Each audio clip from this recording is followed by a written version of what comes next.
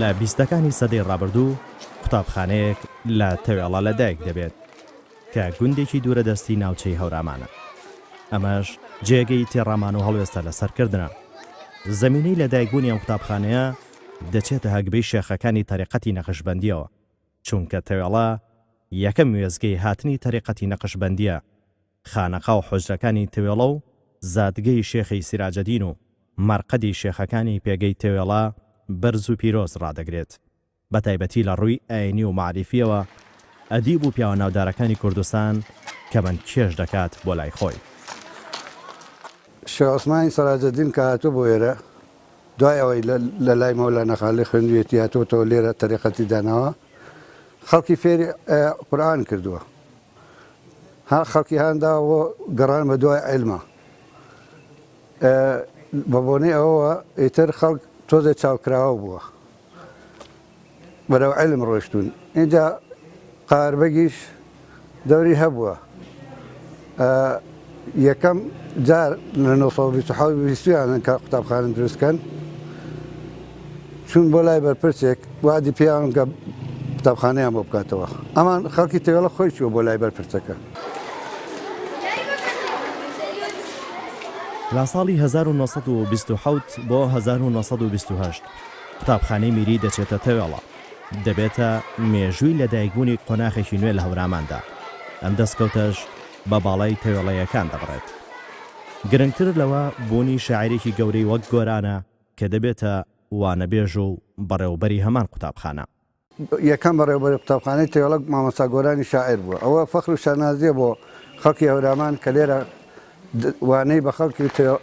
هەورامان وتووە. ئەویش سروشتی زۆر خۆشویستووە. هەتا شعرێکی بۆنەی تەوێڵەوە وتووە گەشتێ بۆ هەورامان، کۆمەڵە شاخێک سەخت و گەردنکەش، ئاسمانی شینی گرتۆتە باوەش. هەر ڕێک ئەگەر من لەبەرمە شعرەکەش بۆ کات نەهەمووی ناڵێم. ڕێک ئەڵەی لە تەوێڵای خۆ ڕەسمی ئەگریت وەسفی کردووە. دوای ئەوە مامۆستا بێکەس ئەویش هەر شاعیر بووە، ئەوانی شەر دەورێکی زۆر گرنگیانە گێڕاوە. لە دوای ئەوان وڵی مامۆستا شێخ سەفادین کە نەقشبەندیە، یەکێک لە خانەوادەی نەقشبەندیەکان. ئەویش چاکترین دەور لە سجیلاتی قوتابخانەی تەوێڵە ئەو بینوێتی. ئێستاش سجیلەکانی مامۆستا گۆرانیشی تازە کردوێتەوە، هەموو ئیمزای مامۆستا شێخ سەفادینی پێوەیە.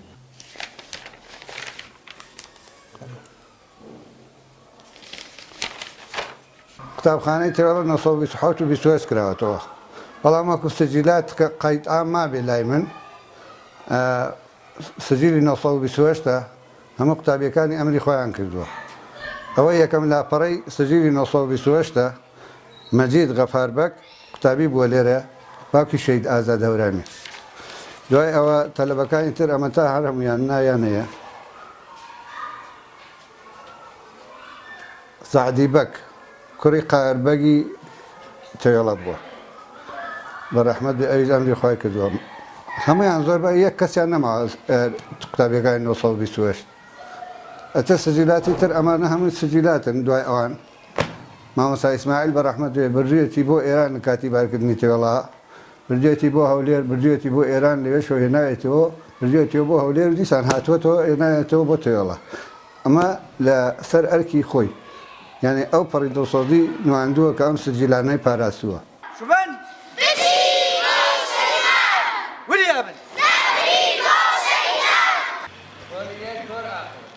لە لاپەڕەکانی سەرەوەی مێژووی هۆرامیەکاندا دەنووسرێتەوە. دەستپێکی هۆشیاری کۆمەڵایەتی لەو ناوچەیە دێتە ئاراوە. تەوێڵە ئیدی وەکو گوندێکی بچووک نامێنێتەوە. هەم ڕێژەی دانیشتوانی زیاد دەکات، هەم لە ڕووی ئاستی خوێندەواری و ڕۆشنبیری و ئابوووریەوە شان لە شانی شارە گەورەکانی ئەو کاتی کوردستان دەدات. دواتر یەکێکی تر لەو ئەدیب و کەسە ناودارانەی دەبێتە وانەبێژی قوتابخانەی تەوێڵە فایق بێکەسی شاعیرە. ئەم شاعیرە مەزنە گڕوتینێکی تر بە پرۆسەی خوێندن دەبەخشێت. کوردستان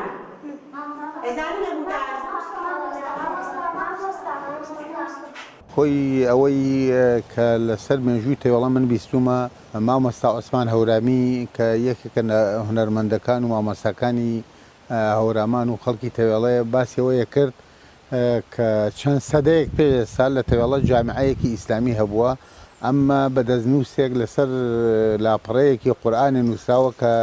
لە مەکتەبەی ئۆقافی سلێمانی بووە بەڵام پێش ڕاپەڕین بە چەند ساڵێک ئەو قورئانە بە هەر شێوەیەک بووە ئێتر دزراوە یا شتێکی لەو بابەتە ڕۆشتووە بۆ مەکتەبەی ئۆقافی بەغا نەماوە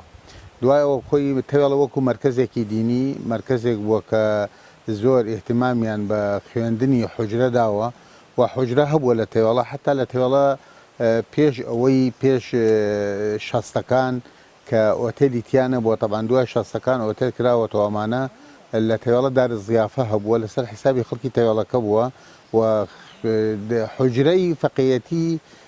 هەبووە و خانەقاشی تیا بووە بە تایبەتی خانەقای شێخەکان بە تایبەتی طریقەی نەقشبەندی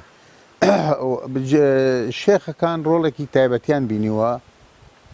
لەکردنەوەی یەکەم مەکتەب لە تێوەڵا لەگەڵەوە شەقاربە کە حکومڕانی ئەو سەردەمە بووە ئەویش ڕۆڵێکی زۆر سەرەکی بینیوە توانیویانە ئیجباری حکوومەتی عراقی ئەو وەختە بکەن کە لە تێوەڵە ئەبێ مەکتەب بکرێتەوە و تەشجیعیکردنەوەی مەکتەبەکەشیان کردووە بەوەی یەکەم کەس کە لەو کەسانی کە نێراوەتە مەکتەبەکە بڵێن سعدی بەگی کوڕی قاربە خۆی بووە کە یەکێک بووە لە خوێندکارەکانی مەکتەبەکە شێخ سەفادین کە یەکێک بووە لە شێخەکانی طریقەی نەقشبەندی ئەوی یەکێک بووە لە یەکەم دەستە مامۆسایانەی کە لە تێوەڵە دەستی وتوەتەوە اینجا دوایەوە مامۆستا گۆران و مامۆستا فایق بێکەس و ئەمانە زۆربەیان لە تێوەڵە دەستیان وتوەتەوە ئەبێ بیری ئەوەشمان نەچێت کە زۆربەی ئەو مەلایانەی کە لە کوردستانە مەلایەتیان کردووە چ لە کوردستانی ڕۆژهەڵات و چ لە کوردستانی عراق بێت باشوور زۆربەی بە یەکێ لە مەرحەلەکانی بوون بە مەلایان لە تێوەڵە چ لە خانەقا بێت چ لە تێوەڵە خۆی بێ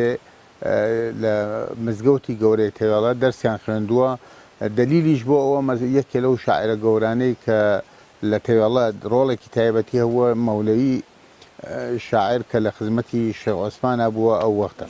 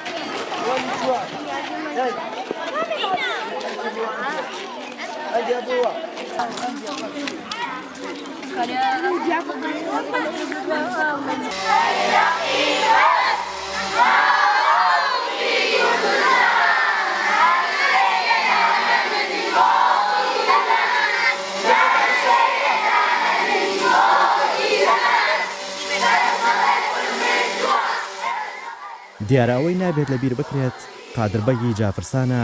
کە حاکم و بەڕێوەبەری ئیداری ئەو ناوچەیە بووە ڕۆڵێکی کاریگەری هەبووە لە دامەزراندن و کردنەوەی ئەو قوتابخانەیەدا شوێنێکی تایبەتی لەسەر ئەرکی خۆی بۆ قوتابخانەیە دابین کاتون بینایان نەبووە قاربەک بینایەکی بەخشیوە بە قوتابخانە بیناکەی بەخشیوە بە قوتابخانە ئەویش حەزی لە عیلم و زانست بووە و قاربەک ئیش هەندە ئیشی چاکی کردووە بۆ نمونەیەکی لەوانە نەوە بە ئاوی تێوەڵە کە ئەم مەنگ باخ و باخاتە ئەو ئەدرێ بەبێ ئەوەی کەس کێشەی هەبێت بە بەسپەی سەعات دایناوە سەعاتی عەرەبی و خەڵکی تێوەڵەش هەر هەمویان خۆیان حەزیان لە عیلم بووە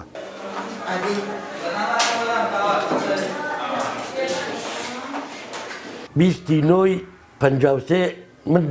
داخل بووم لە قوتابخانە ئەو وەختە مامۆستا شێخ سەفادین بە ڕەحمەت بێ بەڕێوەبەری قوتابخانە بوو هەتا کوڕەکانیشی لەگەڵما بوو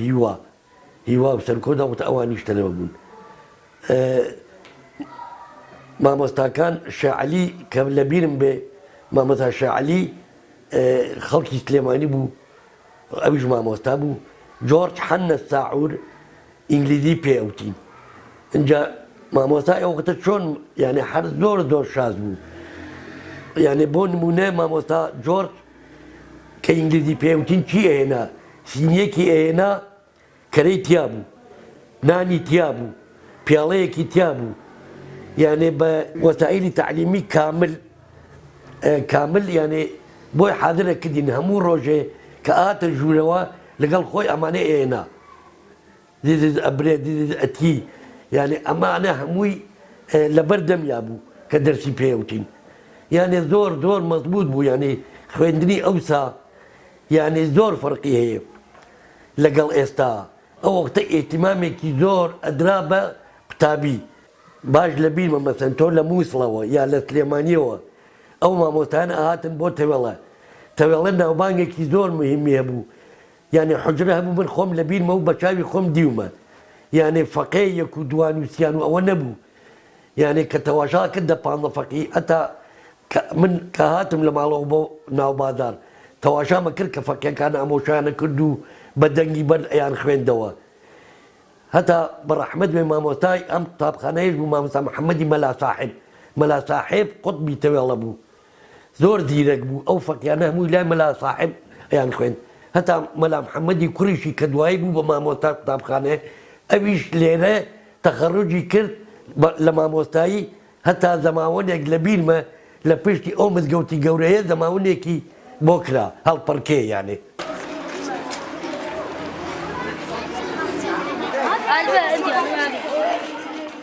هەرچەندە لەو مێژۆدا بوونی قوتابخانەی میری لە لای دانیشتوانی ئەو کاتەی گوندنشین شتێکی نامۆ بووە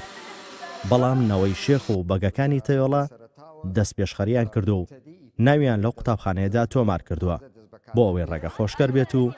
چینەکانی تری کۆمەڵگەش بتوانن ناوەکانیان بخەنە بەرخوێندن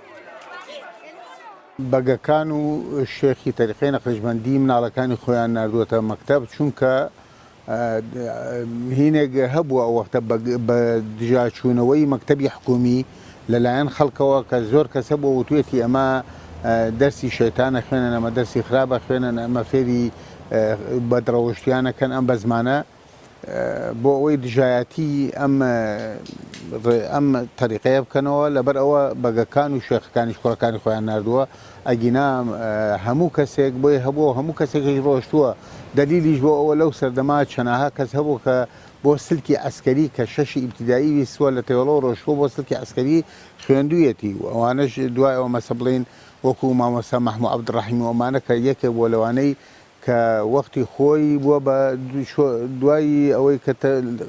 سەرەتایی لە تێوەڵە تەواو کردووە ڕۆشتووە بۆ دارالمەعەلیمین کە تەواوی کردووە ڕۆشتووە لە بەغا تاعین بووە اینجا لە ئێواران وەکو مامۆستا مەحیەدین ئەمە ئێواران لەوێ خوێندویانە دوایەوە خەریجی کولیە ئیدارە و اقتصاد و ئەمانە بوون لە بەغا اینجا وەختێک کە مەکتەبی تێوەڵە بۆ بە متەوەسڵ ئەمانە کراوەتەوە ئەوان هاتووەنەتەوە بە هەمان شێوە لێرە دەستیان وتوەتەوە ئەمە یەکەم شت دووهەم منهەجەکە هەمان منهەجی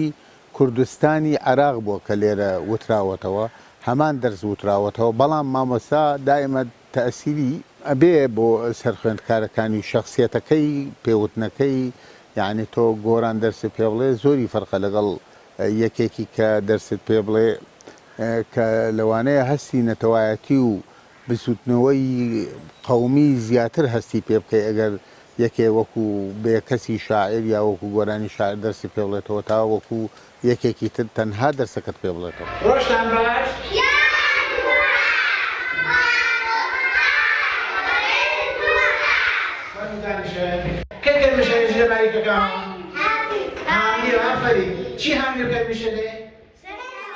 هەرچەندە دەستەی یەکەمی قوتابیە دەرچوەکانی ساڵانی 1927 بۆ 1928 لە ژیاندا نەماون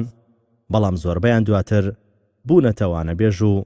لە قوتابخانەکانی هەورامان و دەوروبەردا خزمەتیان کردووە ئیدی ئەوە دەبێتە نەریت و نەوە لە دوایینەوە لە بوارە جیاوازەکاندا خزمەت بەم نیشتیمانە دەکەن یەکەم بەڕێوەبەر مامۆستا گۆرانی شاعیر بەڕەحمەت بێ دوای ئەو مامۆستا شێخ سەفادین دوای ئەو مامۆستا محەممەد دوای ئەو مامۆستا ئیسماعیل دوای ئەو مامۆستا کەریم مامۆستا ئەیوب اینجا مامۆستا کەریم دوای ئەوە منم ساڵێکیش مامۆستا سالم مدیر بووە لێرە ئەوانە بن هەشت بەڕێوەبەرن ئێمە ئەو وەختەی کە خۆمان لێرە تەلەبە بووین یەکەم جار کە ناوەندی کرایەوە لە تەوێڵە ساڵی 1969 بوو پۆلی یەکەمی تیاکرایەوە ئێمە ینی پۆلی یەکەم بووینەوە وەختە من یەکەمی مەکتەبەکە بووم بەڵام ساڵی هەفتا مەکتەب داخرایەوە جارێکی تر 71 دیسان کرایەوە من 71 دیسان هاتمەوە بۆ تەوێڵە سنفی سێم تەوەسەش هەر لە تێوەڵە بووم لە سنفی سێم تەوەسەشە ئێمە مەجموعەیەک بووین ینی بڵێن کە مامۆستاکان دەستیان پێوتین مامۆستا بارام سعدی بوو مامۆستا هۆشمەند عەزیز مدیرەکەمان بوو مامۆستا عەبدوڵڵا مامۆستای ابتیدایی بوو بەڵام مامۆستایەکی زیرەک بوو دەرسی بیرکاری پێوتینەوە مدەیەک لە سنفی یەکە مامۆستا بارام سعدی لە سنفی سێ دەرسی پێوتینەوە مامۆستایەکی خەڵکی سلێمانی مامۆستا سەرداری ناوبوو ئینگلیزی پێوتین دوایی مامۆستا عوسمان هەورامی دەرسی ئینگلیزی پێوتین زانست مامۆستا طالب ئەویش هەر خەڵکی تێوەڵە بوو طبعا مامۆستا طالب و ئەمانە مامۆستا طالب مامۆستا عوسمان خۆیان خەریجی دارمعلمین بوون یعنی بەڵام مەسەوایەکی زۆر بەرزیان هەبوو ئەو ساڵە من یەکەمی قەزای هەڵەبژە بووم بەڕێز کاک جەمال نامیقیش خوا لێ خۆشبێ لە هەڵەبجە قایمقام بوو حەفلەی 16 ئابی ئەو ساڵە هی دامەزرانی پارتی دیموکراتی کوردستان بوو لەوێ سەعاتێکی پێبەخشیم وەکو هەدیەی ئەوەی کە یەکەمی قەزای هەڵەبجە بوو وەختی خۆی کە شۆڕشی ئەیلوول دەستی پێ کرد کە تر وەزع تۆزێ ئاڵۆز بوو مامۆستاکانیان ڕاکێشایەوە لە تەوێڵە مامۆستا کە سەر بە ڕژێمی کۆن بێ ڕۆشتنەوە تەوێڵەیان بەجێ هێشت بەڵام لێرە شۆڕش مامۆستای خۆبەخش یعنی مامۆستاکان خۆیان خۆبەخشیان کرد و دەستیان کرد بە نەیان هێشت کە قوتابخانەکان دابکرێ و بە بەردەوامی قوتابخانەکان دەرسیان تیا ئەوترایەوە چونکە ڕژێمی پێش و طبعا یعنی حەدی نەکردیانێ ئەم شۆڕشێکی بدوبنەوەیەکی کورد ینی یەکەم شۆڕش کە دوای شۆڕشەکانی پێشووتر کە سەری هەڵدا تەوێڵە زۆر ینی پێشەنگ بوو تەوێڵە لانە بوو بۆ شۆڕشی ئەیلوول چونکە ڕژێم قەت نەیئەتوانی لە زەردەهاڵ بەرەو ژوور بێتە ئەم ناوچەی ئێمە ینی ناوچەی ئێمە دائیمەن ینی فول بوو لە پێشمەرگە دوایی حتا باش لە بیرمە چوار هێدی تیا بوو لە 22/67 یەکەم مباشەرەتم کە بوو بە مامۆتا لە دەرگاشەی خان دەی دەرگاشەی خان لەوێ مامەوە تقریبەن ساڵ و نیوێک نزیکی 2 ساڵ دوایی نەقڵ بووم بۆ بیارە فترەیەکی کەم مامەوە لە 69 هاتمەوە بۆ تەوێڵە نەقڵ بوومەوە بۆ قوتابخانەی تەوێڵە اینجا کاریگەری تەوێڵە لەسەر ئەو قوتابیانەی کە لە تەوێڵە خوێندویانە ئەو مامۆستا باشانەی کە لە تەوێڵا هەبووە چەنەها دکتۆر و مامۆستا و مهندس و ئەمانە زۆر لە تەوێڵە ئێستا حالیەن هەمانە اینجا لەناو ئەمانە کە هەمان بووە دکتۆر تایر هەورامی کە پێشتر وەزیری تەندروستی بوو و هەروەها ئاشتی هەورامی کە لەگەڵ خۆمە قوتابی بووە تا سێم تەوەستەمان پێکەوە تەواو کردووە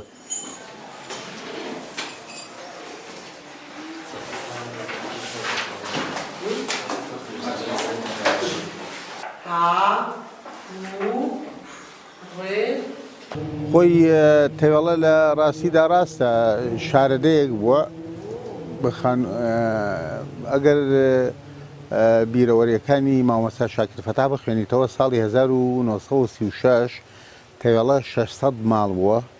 50 ماڵی سێقاتی تیا بووە هەڵەبجەی شەید 400 ماڵ بووە 20 ماڵی دووقاتی تیا بووە سلێمانی 1000 و شتێک ماڵ بووە یعنی تۆ بەراوردی تێوەڵە لەگەڵ سلێمانی شابکەی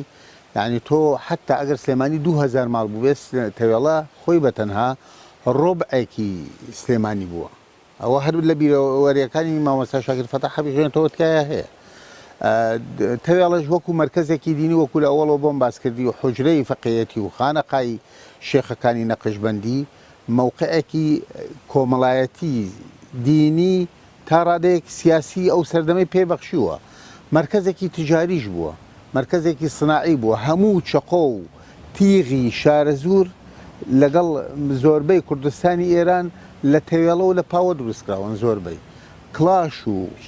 پیشەی دەستیەکان هەر هەمووی ڕانک و شۆغە و کلاش و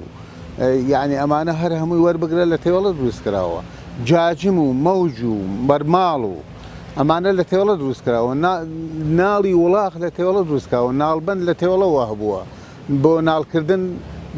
بە تیم ڕۆشتون زۆربەی ئەو شوێنانێک کە جۆڵایان تیا بۆ کە پیشە دەستەکان بۆ ئەوانە هەموو خەڵکی تێوەڵە بوون ئەمانە تەسیری هەبووە لەسەر حتا بیرروڕای حکوومەت و ئەمانەش کە ئیهتیمامی بەم شوێنە بات کە ئەوەی کە زەربەیەکی زۆر گەورەی دا لە تێوەڵە چۆڵکردن و وێرانکردنەکەی زمانی سەدام حسێن بوو کە ئیتر بە تایبەتی یعنی هەموو هەورامان بەگشت و بە تایبەتی تێوەڵە ئەو پیشە دەستیانەی بەرەونەمان ڕۆشتن هەرچەند بڵاو بوونەوە بەڵام تۆ ئەگەر لە مێژووە بیخوێنیتەوە یەکەم شارۆشکەی هەورامان کە کلاش و سناعەتی دەستی تیا دەست پێ کردبێت لە تێوەڵا بوو لە خۆی لە ئەساسا ئێمە کە شۆڕشی ئەیلول دەستی پێکرد من لە پۆلی یەکەمی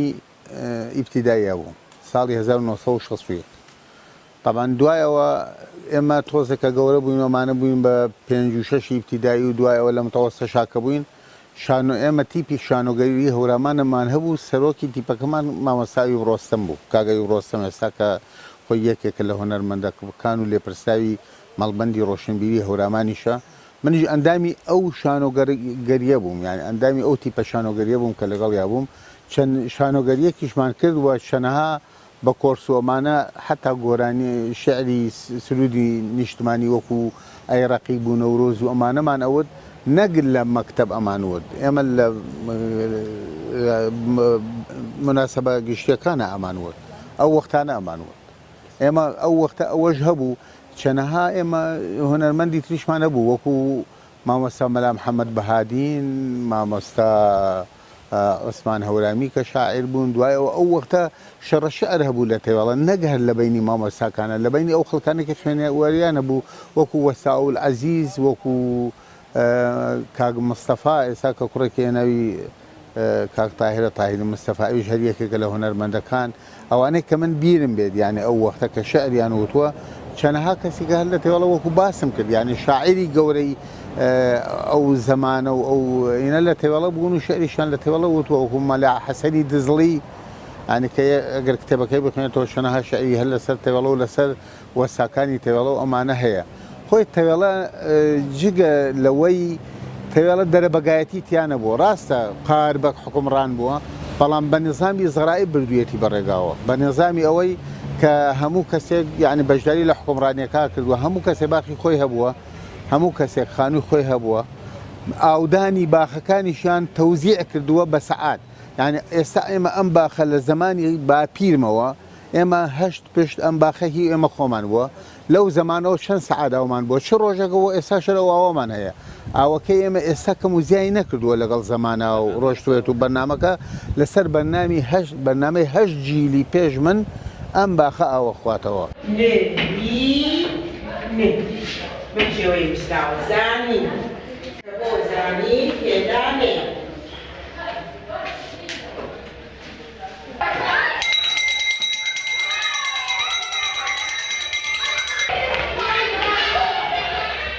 شایانی باسە تێوەڵا چۆن لە قۆناغی نوێگەری ئاینیدا پێشەنگ بوو